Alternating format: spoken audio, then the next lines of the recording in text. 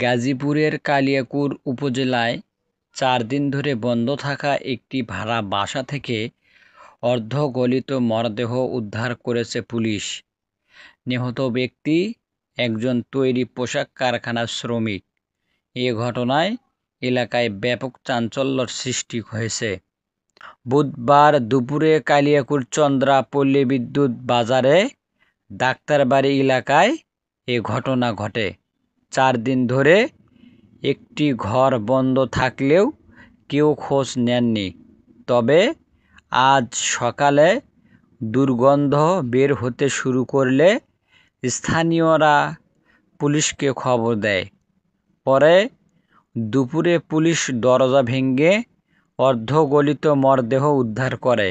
নিহতের নাম মুস্তাফিজুর রহমান। তিনি জয়পুরহাট জেলার পাঁচবিবি উপজেলার জোগাইপুর গ্রামের মমতাজ উদ্দিনের ছেলে।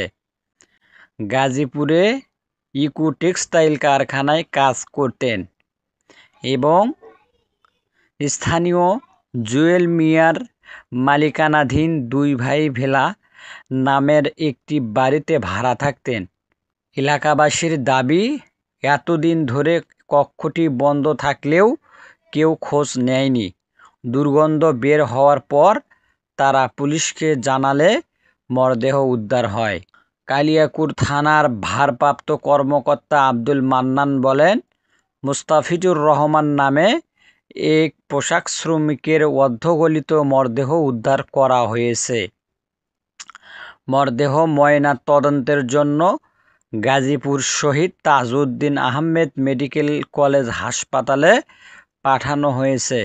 মৃত্যুর কারণ ময়না তদন্তের প্রতিবেদন হাতে পেলে জানা যাবে। ৪ দিন পর এভাবে এক শ্রমিকের অর্ধগলিত মরদেহ উদ্ধারের ঘটনায় স্থানীয়দের মাঝে আতঙ্ক ছড়িয়েছে। মৃত্যুর সঠিক কারণ জানার অপেক্ষায় রয়েছে নিহতের পরিবার ও প্রতিবেশীরা।